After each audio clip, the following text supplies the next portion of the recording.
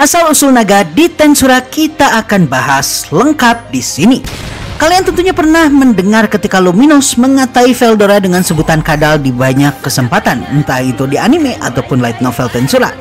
Yaps, sebutan kadal ini pada dasarnya adalah mengacu pada Spirit Dragon atau naga biasa di Tensura. Menurut Veldora, penyebutan naga ini terjadi dikarenakan secara fisiologi mereka sangat mirip dengan True Dragon atau naga sejati. Meskipun begitu, naga yang dikenal sebagai Elemental Dragon atau Spirit Dragon ini, meskipun memiliki bentuk fisik yang sangat mirip dengan True Dragon, kemiripan kedua makhluk ini pada dasarnya berhenti di sana. Masih menurut Veldora, Elemental Dragon ini pada dasarnya adalah kadal yang tumbuh menjadi terlalu besar. Jadi mereka pada dasarnya adalah reptil atau dinosaurus yang seiring berjalannya waktu, kemudian menumbuhkan kemampuan untuk mengendalikan elemen. Ketika naga ini menjadi salah satu makhluk yang terkuat, maka naga ini biasanya memiliki kekuatan setara Demon Lord atau Raja Iblis dan juga memiliki kebijaksanaan setara dengan mereka. Karenanya mereka dianggap sebagai salah satu ras monster terkuat yang muncul di dunia Tensura. Asal-usul dari Elemental Dragon ini kita mesti mulai dari kisah Milim. Seperti yang kita tahu, Milim Nafa sebelum menjadi Raja Iblis memiliki hewan peliharaan yang memiliki wujud berupa naga kecil. Naga ini sebenarnya adalah sebuah wadah yang direncanakan sebagai wadah untuk nanti Veldanafa, sang pencipta dunia dan juga ayah dari Milim apabila dirinya nanti bereinkarnasi.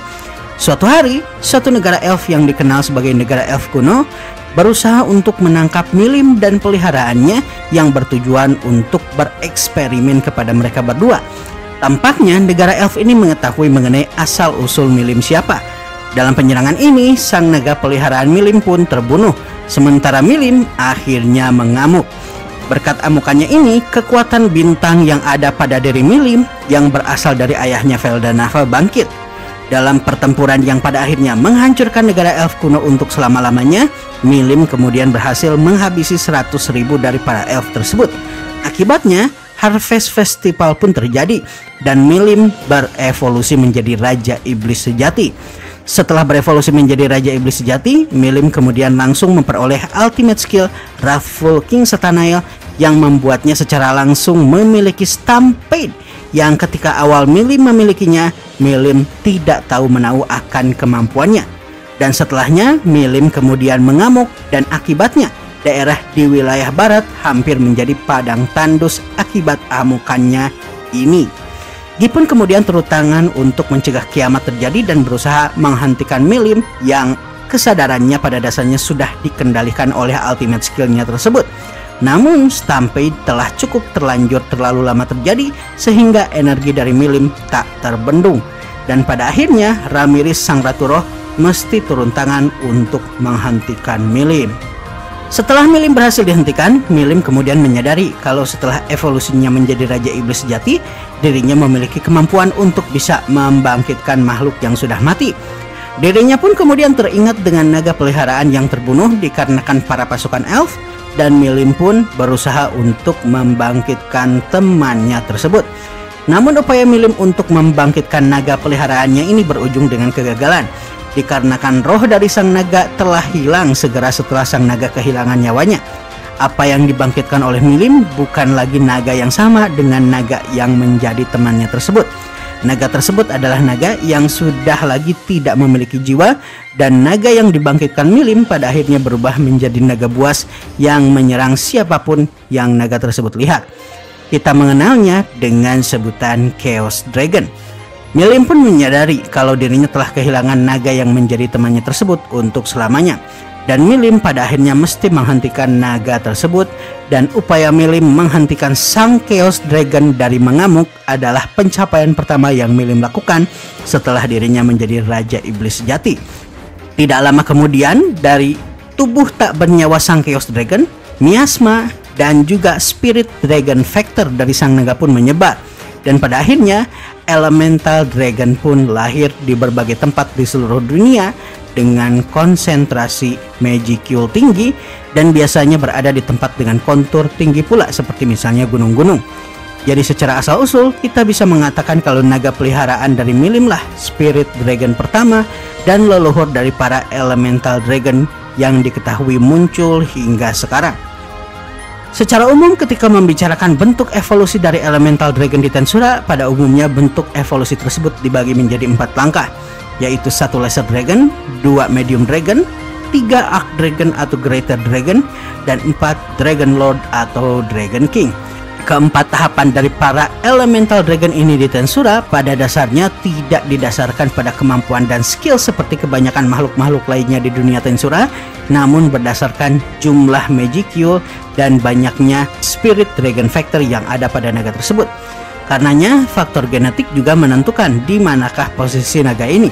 Apabila misalkan seekor naga lahir dengan jumlah Magicule yang sangat besar dan juga Spirit Dragon Factor yang besar pula, dirinya bisa langsung digolongkan menjadi Medium Dragon atau Archdragon tanpa perlu menjadi Lesser Dragon terlebih dahulu, dikarenakan jumlah Magicule lah yang menentukan posisi naga tersebut di dalam tangga evolusi.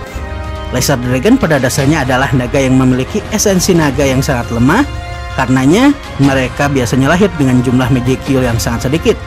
Untuk berevolusi ke wujud evolusi selanjutnya, yaitu Medium Dragon atau Archdragon, maka pada dasarnya strategi yang digunakan adalah strategi yang sama dipakai oleh para makhluk spiritual seperti demon dan juga spirit atau roh, yaitu tinggal di tempat kayak Magicule dalam waktu yang lumayan lama hingga kemudian jumlah Magicule-nya bertambah secara drastis.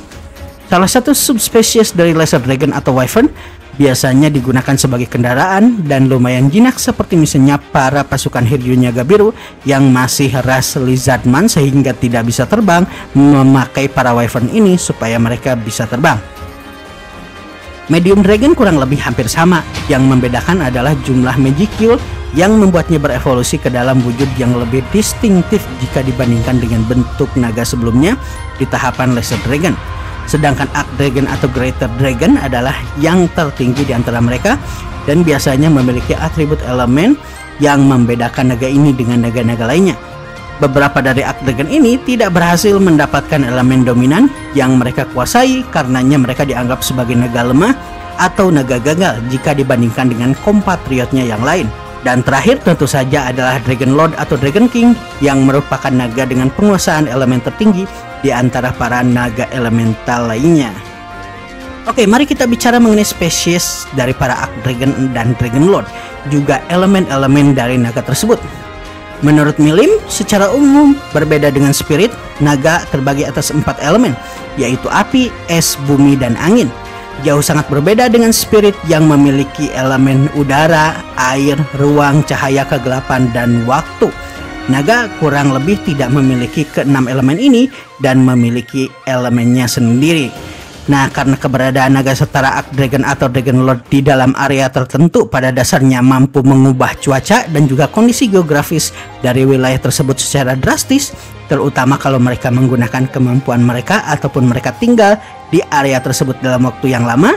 Sebagai contoh, Wind Dragon Lord atau Raja Naga Angin akan menghasilkan area badai dan petir apabila dibiarkan tinggal di area tersebut.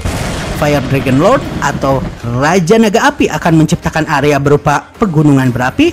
Earth Dragon Lord akan menciptakan area dengan gempa yang terjadi secara berkala, dan Ice Dragon Lord akan menciptakan area es di mana salju dan es berhembus secara kencang di area yang mereka diami.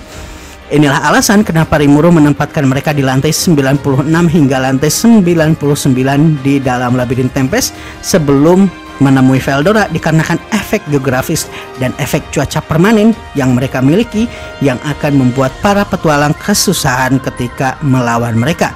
Selain keempat elemen tersebut, terdapat juga jenis naga lainnya yang tidak tergolong ke dalam elemen ini dan seringkali dianggap sebagai naga yang gagal berevolusi ke dalam wujud terbaik mereka dan dianggap sebagai subspesies dari Archdragon elemen.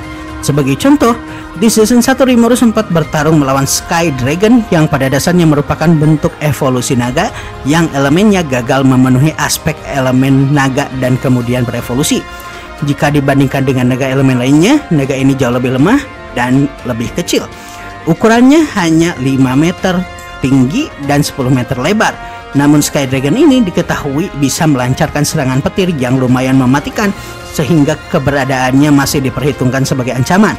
Meskipun begitu, jika dibandingkan dengan naga elemen lainnya, naga ini masih terlalu lemah. Subspesies naga lainnya yang berbeda dengan naga elemental lain adalah Death Dragon.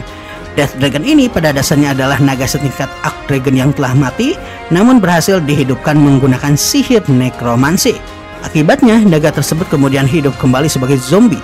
Dalam wujud ini, selain serangan fisik, Death Dragon juga menyebarkan miasma atau aura kematian yang menyebabkan siapapun yang terbunuh atau mati sambil melawan Death Dragon akan berubah menjadi walker ataupun zombie.